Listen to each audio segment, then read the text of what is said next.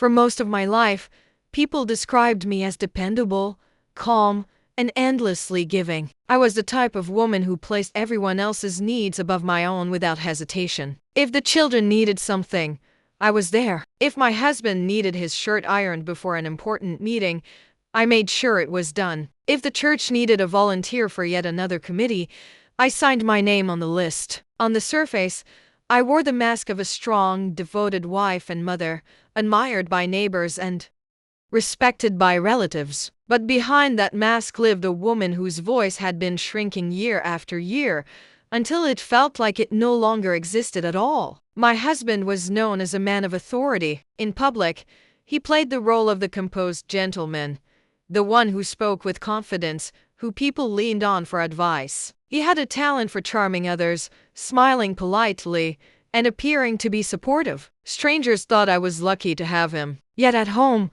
the charm disappeared. He was not abusive in the ways people expect. No raised hand, no bruises to show, but his weapon was silence, dismissiveness, and control. He knew how to cut me down without ever raising his voice. He knew how to make me feel invisible while standing right in front of him. Our life together looked organized, respectable, even enviable. We had a nice house with carefully chosen furniture, pictures on the wall from vacations where I smiled even though I felt hollow inside, and a schedule that ticked by with mechanical precision. Breakfast at 7, his departure at 8, dinner on the table at 6 sharp. Stability, some would call it, but inside that stability lived an emptiness so sharp it could wound. My role became predictable.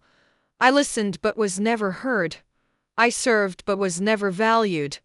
I existed but was never truly seen. In family gatherings, my invisibility was almost theatrical. He would interrupt me mid-sentence, finishing my thought as if my words were irrelevant. If I offered an opinion, he would quickly correct it, framing it as naive or uninformed. Over time, I stopped trying. It was easier to remain quiet than to feel the sting of being overlooked yet again. Slowly, the silence settled in like dust in a forgotten room. There were moments when I tried to push back, to remind him that I was still here, that I mattered. But his response was always the same.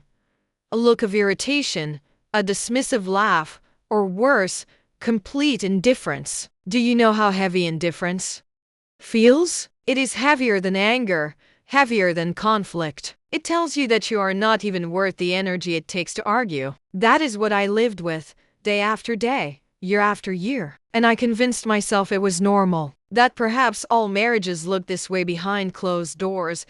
That maybe invisibility was the price women like me had to pay for stability. I clung to routines, to appearances, to the illusion of a perfect household, all while my own reflection grew more distant. Each morning, when I looked in the mirror, I saw a woman I no longer recognized. The lines on my face were not only from age, they were carved from silence. If you've ever felt invisible, like your voice didn't matter, hit like and subscribe. This story will resonate with you. Because mine is not just a tale of being silenced. It is about what happens when that silence becomes unbearable. I remember lying awake one night, staring at the ceiling while he slept soundly beside me, and the thought came uninvited. What happens when silence becomes your prison? What happens when the walls you built to keep the peace begin to suffocate the very life inside you? And so I ask you, have you ever lived through a season where your own voice was buried so deep that you wondered if it could ever return? Being overlooked is not something that happens all at once. It is not a sudden thunderclap in the middle of a sunny day. It is slow, deliberate, and almost invisible, like water carving through stone over years until there is a canyon where once there was solid ground. That is how my marriage shaped me through countless small dismissals, each one leaving a mark that only I could feel. At first, I excused his behavior as personality differences. He was the decisive one, the leader, the one who always had a plan. I told myself it made sense to step back and let him take charge. But what began as small sacrifices of voice turned into the erosion of my very identity. When we went out with friends, I found myself laughing at jokes I did not think were funny, staying quiet when conversations turned to subjects I cared about, because I knew my words would be brushed aside. Even in the safety of our own living room, if I tried to share a dream, a thought, or even something simple about my day, his reaction would remind me of my place secondary, irrelevant, invisible. One evening, I remember carefully setting the table for dinner, candles lit to create a warm atmosphere, hoping for a moment of connection. I had prepared his favorite meal, roasted chicken with herbs, thinking maybe the gesture would spark a conversation, a shared smile. But when he came home, his eyes barely met mine. He glanced at the table, muttered a thank you, and immediately reached for his phone. The glow of that screen replaced the glow of my effort, and I sat across from him in silence, chewing my food slowly, as if dragging out the meal could somehow fill the emptiness between us. That night, I realized that invisibility can sit across the table from you, eating from the same plate, and still not see you. Our children, in their innocence, never realized how much of me was disappearing. I was present in body but absent in spirit. I packed their lunches, helped with homework, attended school plays, and cheered at games. But inside, I felt like a ghost haunting my own home. Even the laughter of my children, which once brought me light, began to echo in the hollow space where my joy used to live. I wanted them to grow up seeing a strong mother, yet I feared all they saw was a woman fading into the background. The world outside our house admired him. At family gatherings, people congratulated me for having such a dependable husband. Neighbors envied the order of our household, the pristine lawn, the way he always appeared so responsible. If only they knew the truth that perfection was purchased with my silence, that their admiration was built on my erasure. There is a special kind of loneliness in being applauded for something that is killing you inside. I often question myself, was I being too sensitive? Was I expecting too much? Society has a way of telling women to be grateful for stability, to accept quiet suffering as the mark of a good wife. I swallowed those lessons whole, even as they burned me from the inside. But deep down, I knew something was wrong. A life built on silence is not a life at all, it is survival.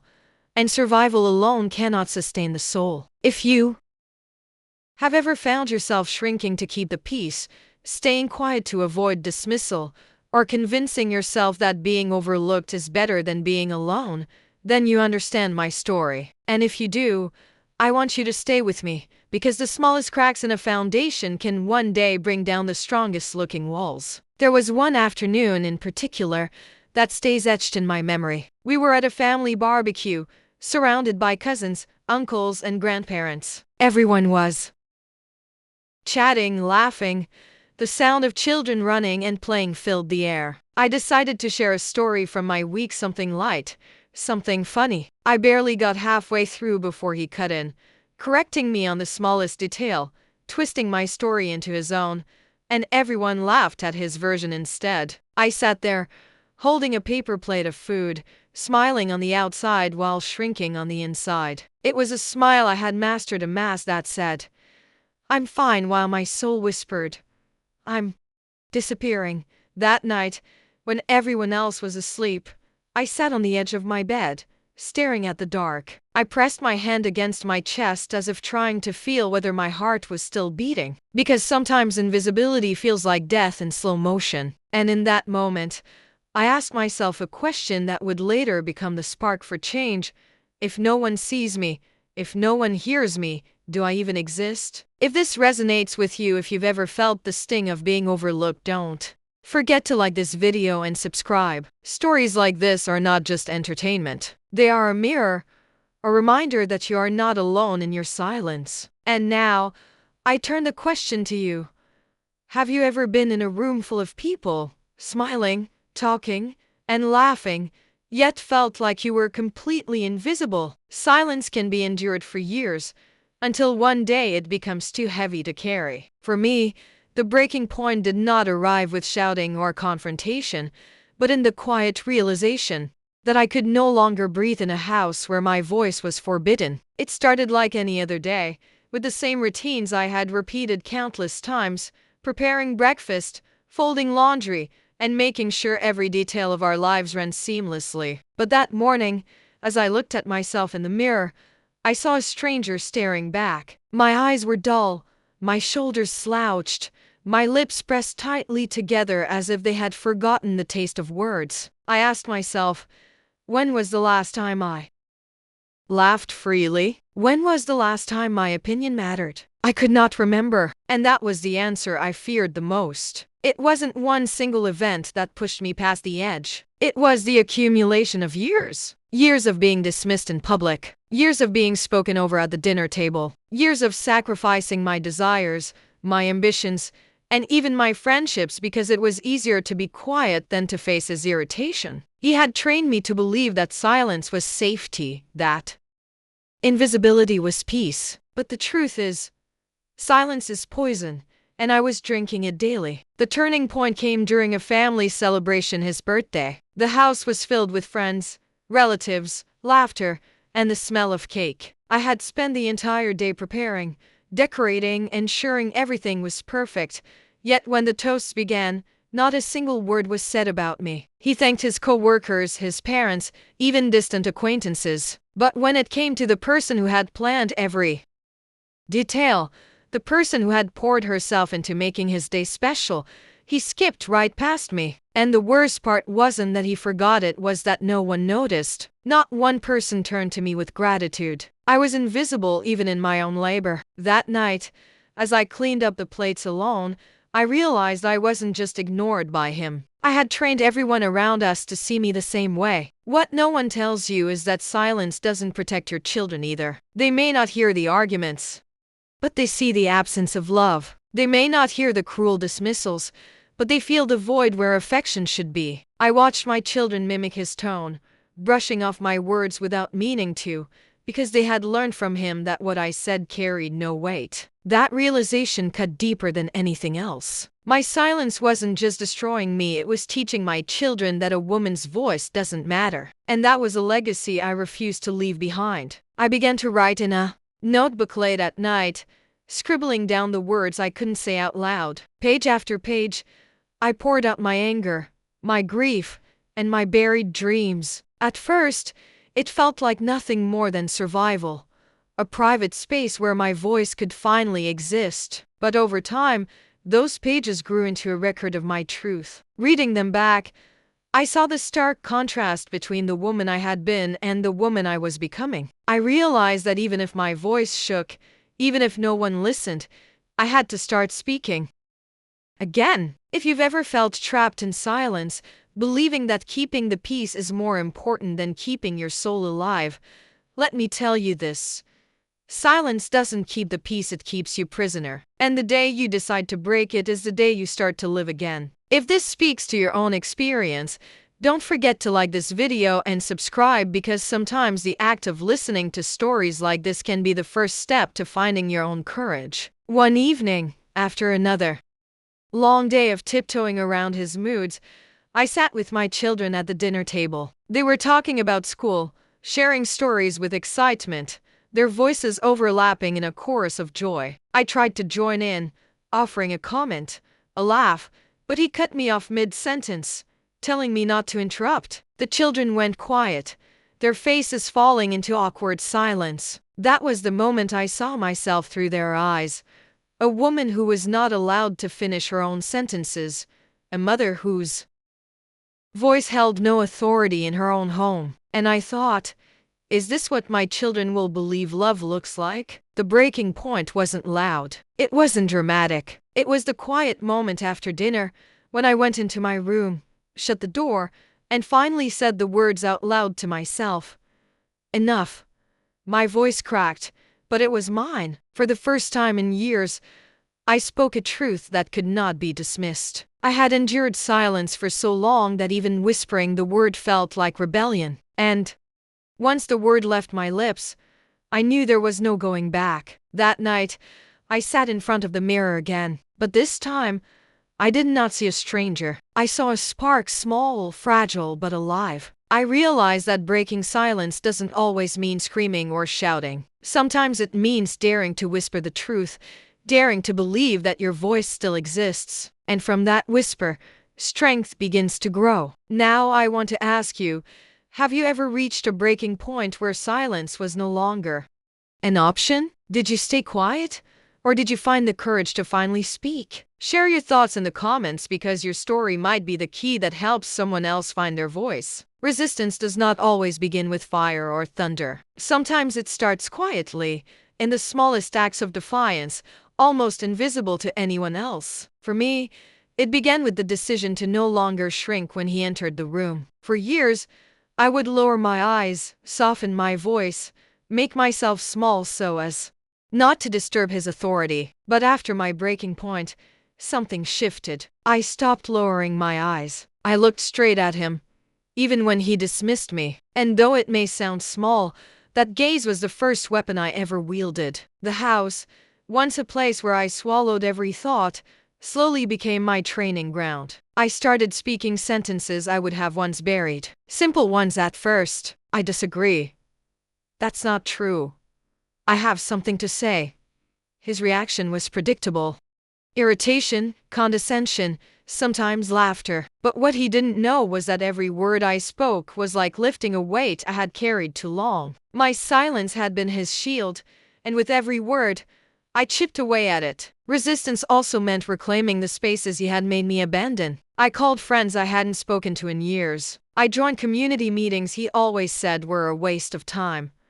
I picked up books I had long left untouched because he mocked them. Each action was like oxygen, rushing back into my lungs. He noticed, of course. He didn't like it. His voice grew sharper, his criticisms more frequent. But for the first time, his disapproval no longer silenced me, it fueled me. One evening, he found me at the kitchen table, notebook open, writing furiously. He sneered and asked what nonsense I was scribbling now. I looked him in the eye and said, "My truth."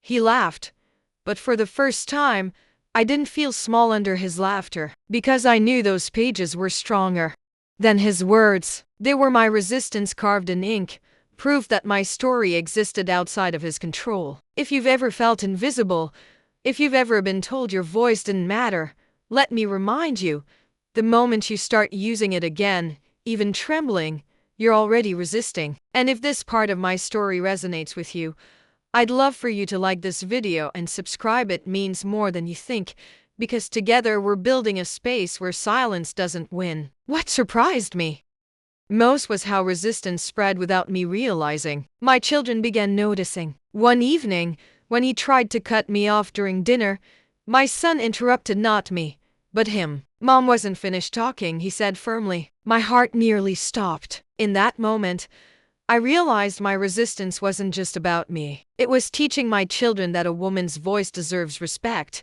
that silence is not the price of love. That was more powerful than any victory I could have imagined. Of course, he pushed harder. Controllers never release power easily. He accused me of being ungrateful, rebellious, not the woman he married. And he was right. I was no longer that woman. That woman had been broken by silence. This one was being rebuilt by resistance. And though it terrified me at times, I knew there was no turning back. Small acts became larger. I said no when he demanded I cancel plans. I spoke up when he belittled me in front of others. I refused to take the blame for things I had not done. Each act of resistance was like a spark in a dry forest. Alone, it seemed fragile, but together they grew into a fire he could no longer ignore. But resistance isn't only about what you do, it's about what you stop allowing. I stopped allowing him to define me. I stopped allowing his coldness to decide my worth. I stopped allowing my silence to be mistaken for agreement. And with every boundary I drew, I felt a part of myself return, a part that had been buried under years of quiet suffering. Still, resistance comes with fear. Nights where I wondered if I was strong enough. Days where his glare made me second-guess my courage. But what I learned is this: resistance is not the absence of fear. It's the decision to move forward despite it. And that's what kept me going.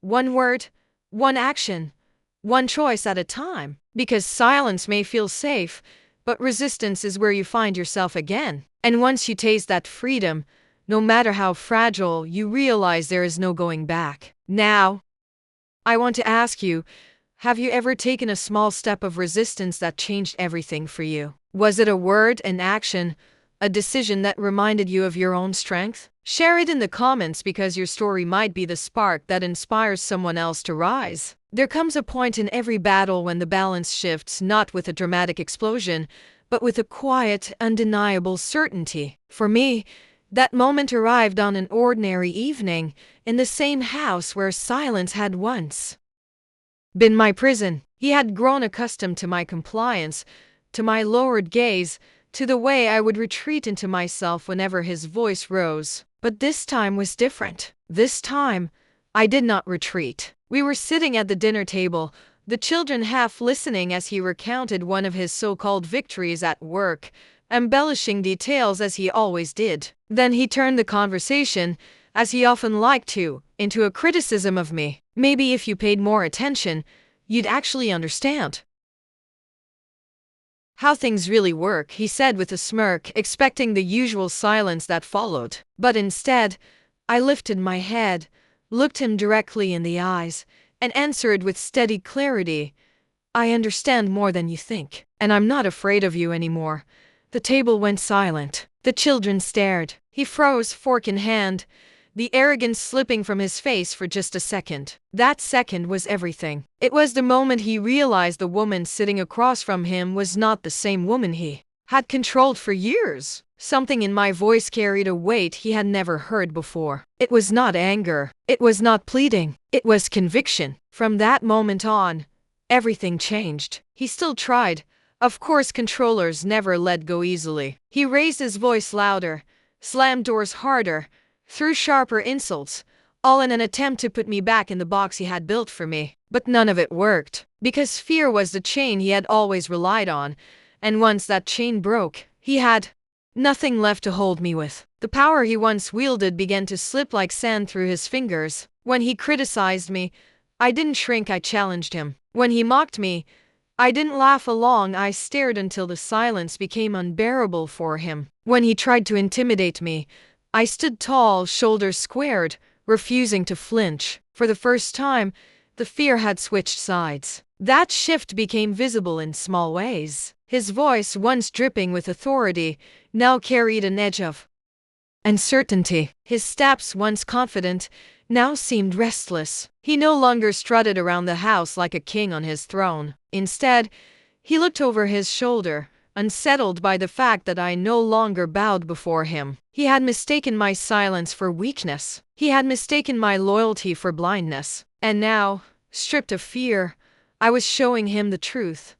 I was stronger without his approval than I had ever been with it. If you've ever reached a point where fear no longer controlled you, you know exactly what I mean. That first moment of defiance is terrifying, but it is also electrifying. If you're still waiting for yours, let me tell you this. When it comes, you will feel unstoppable. And if this story has struck a chord in your heart so far, hit the like button and subscribe right now, because stories like this aren't just about survival, they're about transformation.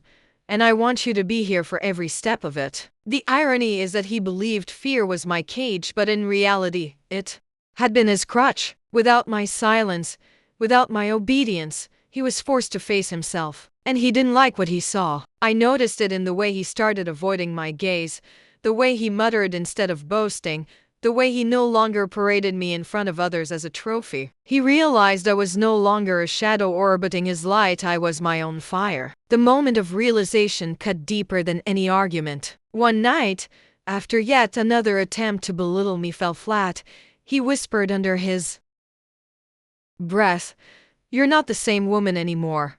He meant it as an insult, but to me, it was confirmation. He finally saw it too. And I leaned in and whispered back, "You're right. I'm not."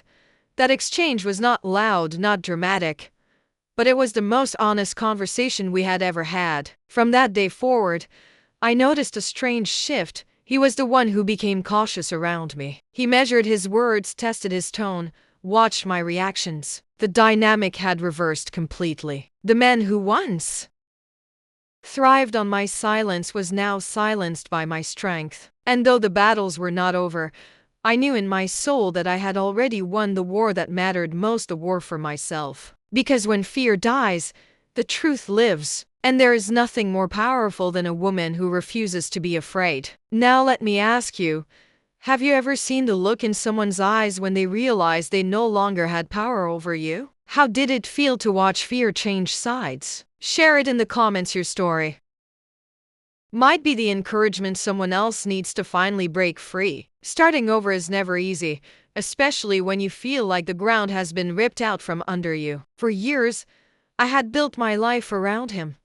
My routines orbiting his needs, my sacrifices hidden beneath the surface of his so-called success. When the silence broke and fear no longer had a hold on me, I looked around and realized what I had left was not much, at least not on paper. The house wasn't truly mine, the accounts carried his name, the reputation in the community leaned in his favor. On the outside, it looked like I had nothing, but I discovered something that turned my world around. Nothing can be the most powerful beginning of all. At first, I was terrified. Imagine waking up one day and realizing the life you thought was yours was actually a stage set built on someone else's terms. Every corner of the house echoed with memories, but those memories were now tainted with his lies. I sat on the edge of my bed one morning and felt the weight of despair pressing down. My mind whispered, "You can't do this alone." But then my heart answered back, "You already are." That was the revelation. I had been surviving alone long before he walked out. He just didn't know it. So I began to rebuild, not with grand gestures, but with small, deliberate steps. I opened a new bank account, even if at first it held little more than a few wrinkled bills. I made a budget, cut back on luxuries, and taught myself to stretch every dollar with pride instead of shame. I started cooking meals just for myself, sitting at the table without feeling the emptiness of his absence, but instead savoring the peace of silence that was finally mine. I realized that freedom was hidden in those small acts of independence. Rebuilding from nothing also meant facing the people who once saw me as part of a perfect couple.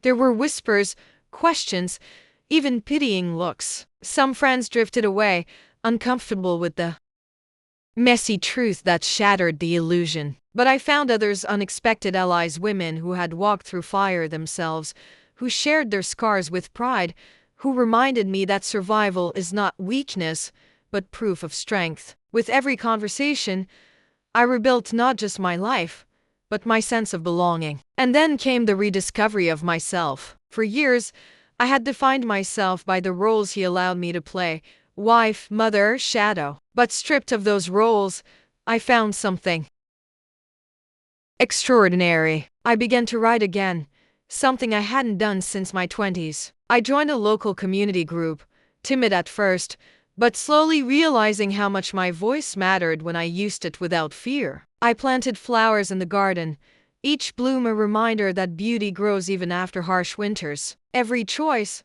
every step, every act of self-creation stitched me back together, not into the woman I had been, but into the woman I was always meant to be. Of course, he tried to haunt me. He mocked my attempts to stand on my own, sneered at my efforts as pathetic, but every insult was fuel. The more he tried to belittle me, the more determined I became. His disbelief became my motivation, his doubt my challenge. What he never understood is that once a woman learns she can survive without approval, she becomes unstoppable. If you've ever felt like you had to rebuild from scraps, you know how lonely it feels at first. But let me tell you this: the loneliness doesn't last. The emptiness becomes space to grow, to breathe, to become someone stronger than you ever imagined. And if my story is resonating with you, don't just listen, take a stand with me. Hit the like button and subscribe right now, because every story we share here is a reminder that strength is built in the ashes,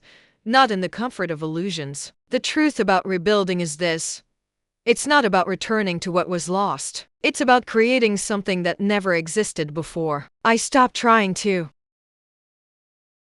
recreate the woman I used to be because she had tolerated too much, silenced herself too often, lived in the shadow of someone else's control. Instead, I built a new woman, one who spoke her truth, one who demanded respect, one who was unafraid of standing alone if it meant standing free. And the most beautiful part, my children saw it. At first, They were confused, even angry, struggling to understand the shift in our lives. But slowly, they began to admire it. They saw me not as a victim, but as a fighter. They saw me laugh again, a real laugh, not the polite one I used to force. They saw me working hard, not for someone else's dream, but for our survival, our dignity, our future. And in that, I gave them something priceless.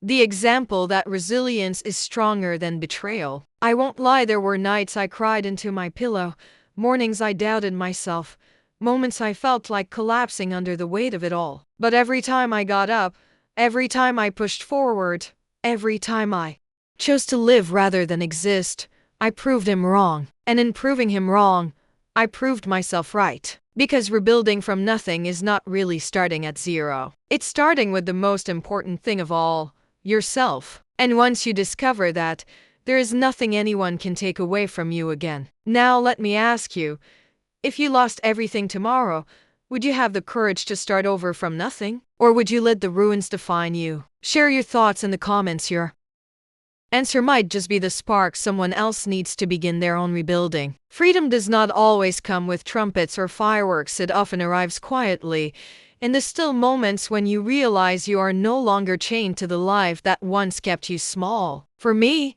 freedom came in layers, peeling away the years of silence that had buried me. At first, it felt strange, almost unnatural. I was so accustomed to walking on eggshells, measuring every word, waiting for his moods to dictate the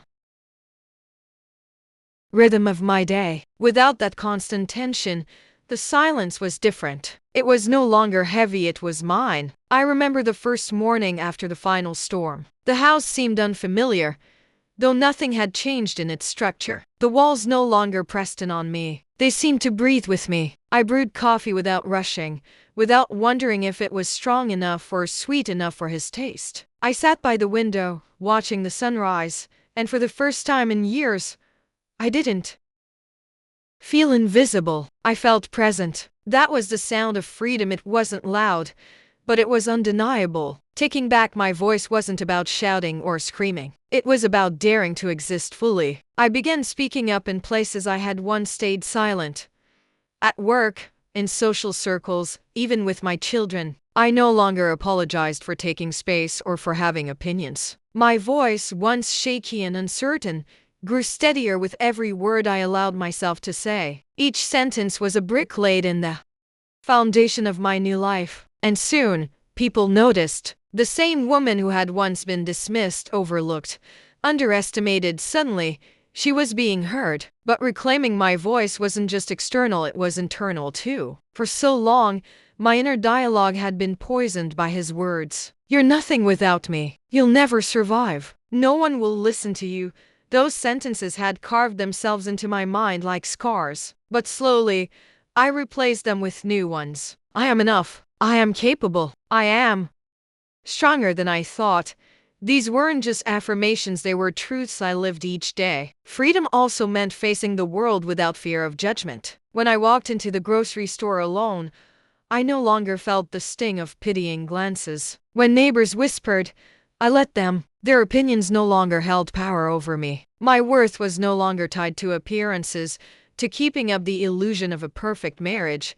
Instead, it was tied to my resilience, my authenticity, my refusal to be erased. That shift was liberating in a way I can't fully describe. It was like breathing after being underwater for years. Of course, freedom doesn't erase scars. There are nights when memories creep back, when echoes of humiliation try to haunt me. But now, I meet those memories differently. Instead of shrinking, I confront them with strength. I remind myself that those experiences didn't define me, they shaped me. And there is a profound difference between being broken and being rebuilt.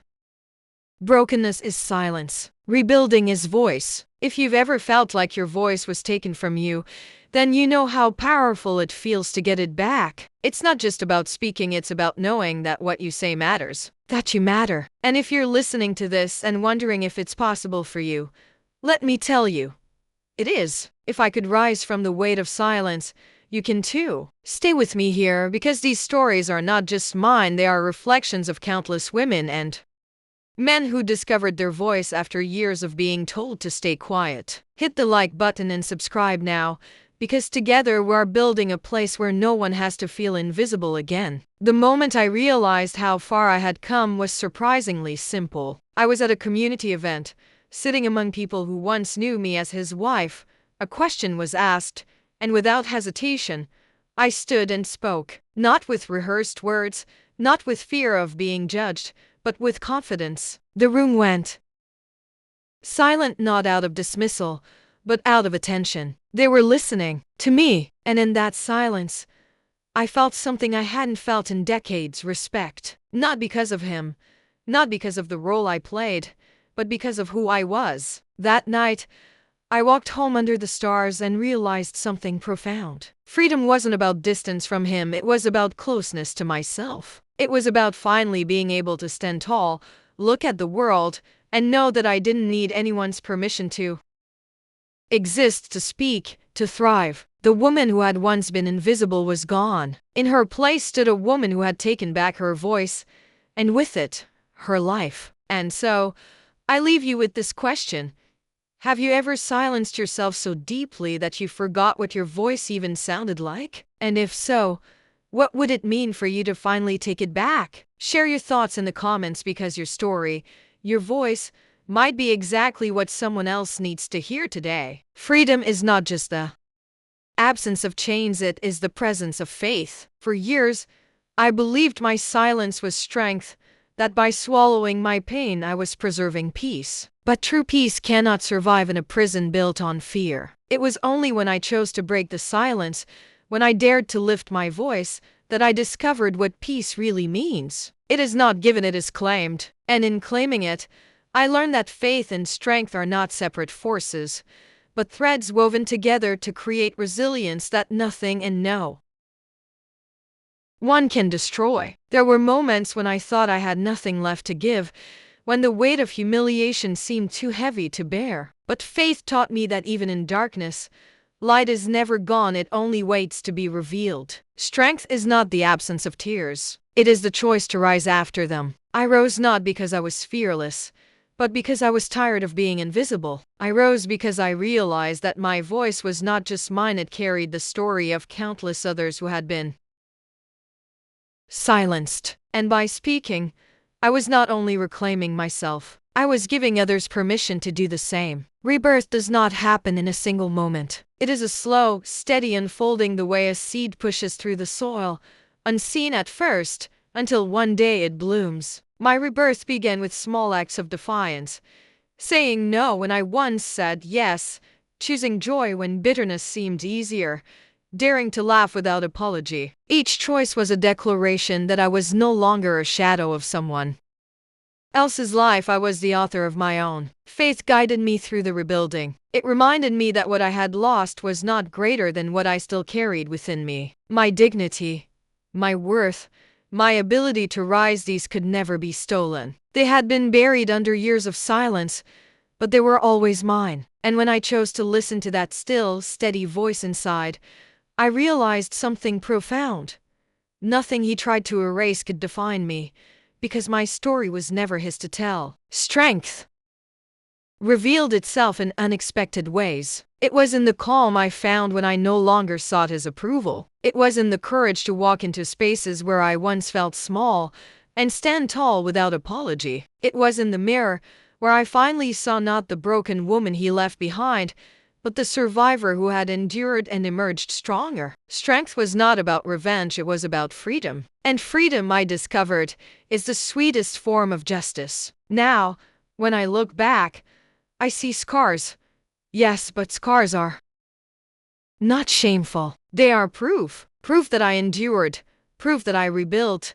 Proof that I chose to live when it would have been easier to disappear. Each scar is a chapter of resilience, and together, they form a story of triumph, a story of faith that endured, of strength that refused to bow, of a voice that rose from silence. And so, I stand here now, not as a woman erased, but as a woman reborn. My voice is no longer hidden, my worth no longer questioned, my faith no longer shaken. I am free, not because life spared me from pain, but because I walked through pain and discovered that it could not define me. I am living proof that silence can be broken, dignity can be restored, and faith can turn even the darkest story into a testimony of light. If this story resonated with you, if you have ever felt invisible, ever questioned your worth, ever wondered if you could rise after being broken, remember this. You can. You are stronger than the voices that tried to silence you. You are more resilient than the pain that tried to erase you. And your voice, once spoken, carries the power to transform not only your life but the lives of those who hear it. If this touched your heart, hit the like button and subscribe, because the journey does not end here. The next story will take you even deeper into the battles we fight in silence and the victories that follow when we refuse to give up. Trust me, you will not want to miss it. Stay with us and be ready for a story that will challenge what you thought you knew about love, betrayal, and the power of resilience.